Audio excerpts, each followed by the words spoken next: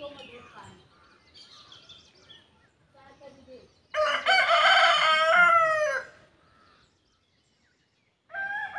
मंडळी, कसे आहात सगळे? आपल्या चॅनलच्या आणि आपल्याच कोकणातल्या एका सुंदर अशा सकाळी मी विशाखा तुम्हा सगळ्यांचं मनापासून स्वागत करते.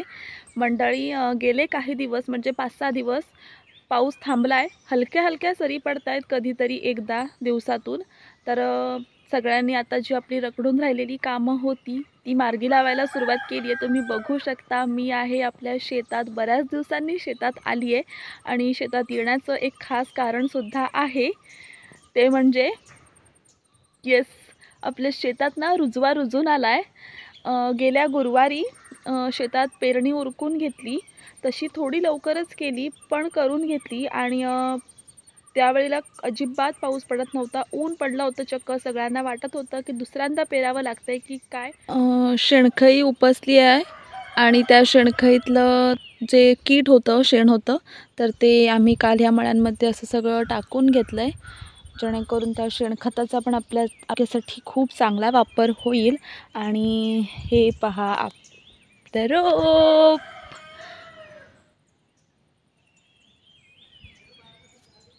कालपासूनच हे रोप दिसायला लागलं आहे आणि आज तर खूप छान वरती आलं आहे. म्हणजे व्यवस्थितपणे वरून पण अगदी दिसतं आहे. जवळ येऊन पण बघायची गरज आहे असं काही नाही आहे. छान रुजवून आलं आहे.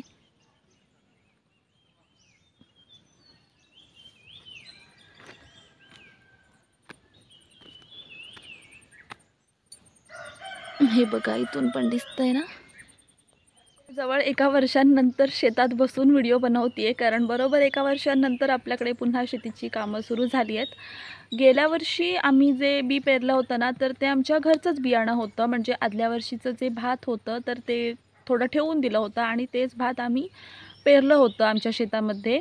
यंदा आम्ही 2 प्रकारची बियाणी पेरलेत. एक 6444, ज्याची शेती आम्ही याआधीसुद्धा केली आहे. आणि एक दुसरं बियाणं रत्नागिरी 8, जे अगदी पंचायतीतून वगैरे मिळतं. आपला 7/12 आपण त्यांना दाखवला की शेतकरी सवलतमध्ये ते मिळतं. 25% सूट असते आणि थोड्याफार कमी पैशांमध्ये ते मिळतं. जर तुम्ही तेच बियाणं बाहेर घ्यायला गेलात तर महाग पडतं. आणि आता सरकार आपल्याला सवलती देत आहे म्हटल्यावर त्या घ्यायला तर हव्यात ना.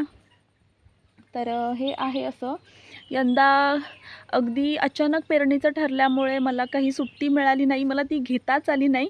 आणि त्यामुळे ह्यावर्षीच्या पेरणीचा व्हिडिओ तुमच्यासोबत पण शेअर नाही करता आला. पण माझे प्रयत्न असतील की इथून पुढे जेवढी काही शेतीची कामं होतील ती सगळी तुमच्यासोबत नक्की शेअर करेन. तुमच्याकडे पेरणी झाली आहे का? मला कमेंटमध्ये नक्की सांगा. तुम्ही कोणतं बियाणं पेरलं ते पण सांगा. आणि हा व्हिडिओ थोडासा लेट येईल, पण येईल मात्र नक्की.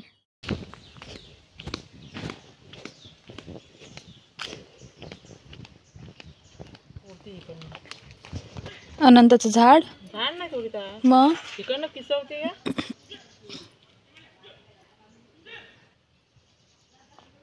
हे कीट टाकतेस ना तू?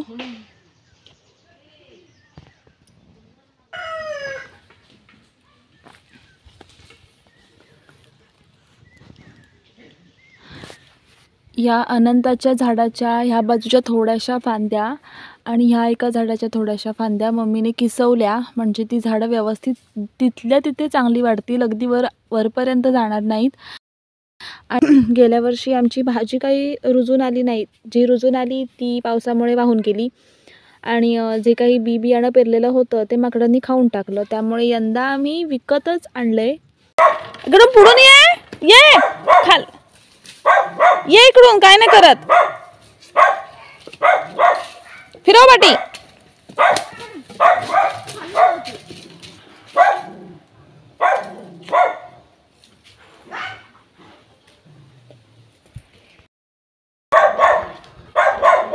लुसी, शांत बस.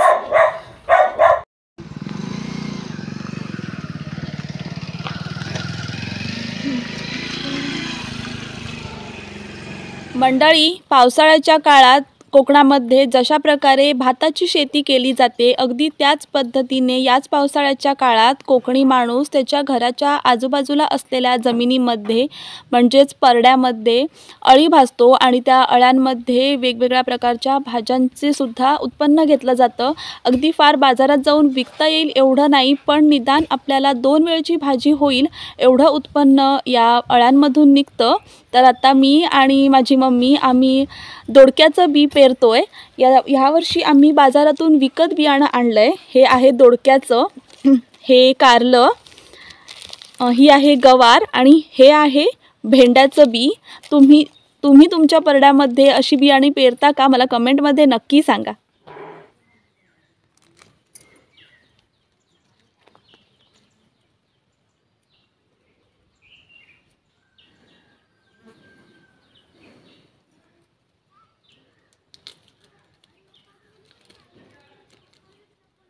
बारीक आहे पत्ते, 6 बिया आहेत 10 रुपयाचे.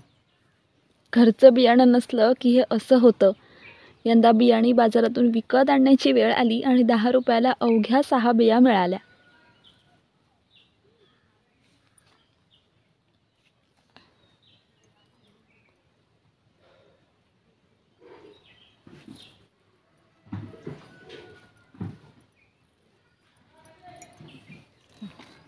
कोरिया वाटली लागली त्याची कोंबडीत या खड्डा येत नाही आहे. माती कडक आहे खाली. अरे सुकली ना जमीन.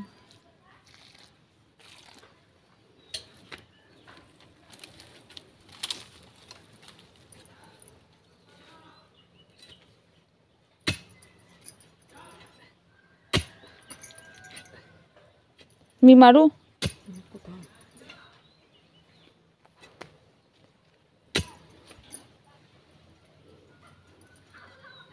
हे आणू तोपर्यंत इकडं शिरा तोडायला लागेल ना ते.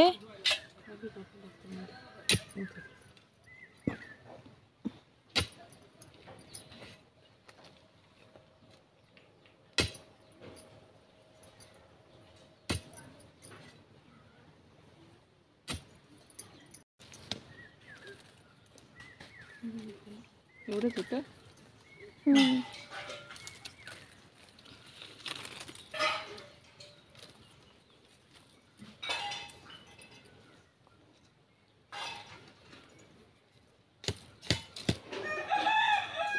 हे जे मम्मी छोटे छोटे काटक्या लावतीये त्याला आमच्याकडे शिरं म्हणतात. आणि जेव्हा दोडक्याचा वेल तयार होईल तर तो वेल या शिरांवरून चढून मग त्या जास्वंदीच्या झाडावर एकदा चढला की मग त्याला वेगळं काही मांडव करण्याची गरज पडत नाही. इथे आतमध्ये दोडक्याचं बी पेरलंय आणि बाहेरून हे शिरं लावून त्याला ओढणी गुंडाळली आहे.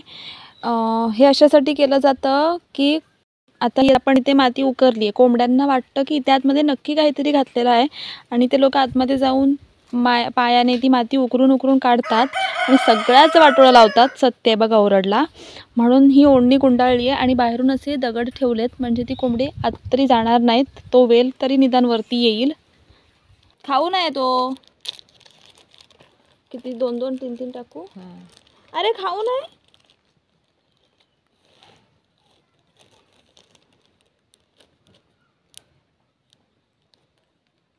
खाऊ नये तो. अरे ये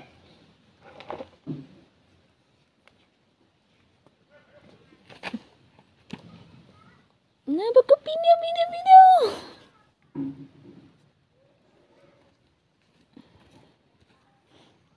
माती करते. जून महिना चालू झाला आहे आणि जून महिन्याच्या काळात कोकणातली माणसं त्यांच्या घराच्या आजूबाजूला असलेल्या परड्यामध्ये अळ्या भासतात, अळ्या तयार करतात आणि त्या अळ्यांमध्ये वेगवेगळ्या प्रकारच्या भाजींचं बी पेरलं जातं. तर आज मी आणि मम्मी अशाच प्रकारच्या अळ्या तयार करून त्यामध्ये बी पेरतोय. आता मी सध्या भेंडीचं बी पेरते. हे विकत आणलेलं भेंडीचं बियाणं आहे. तर छोटासा खड्डा काढला आहे आणि त्याच्यामध्ये शेणखईमधलं कीट टाकलं आहे, शेण टाकलं आहे आणि त्याच्यामध्ये या भेंडीच्या बिया टाकून वरून माती पसरवून घेते मी आता. आणि पाऊस पडल्यानंतर हळूहळू या बीमधून रोप तयार होईल आणि आपल्याला घरगुती आपली भाजी खायला मिळेल.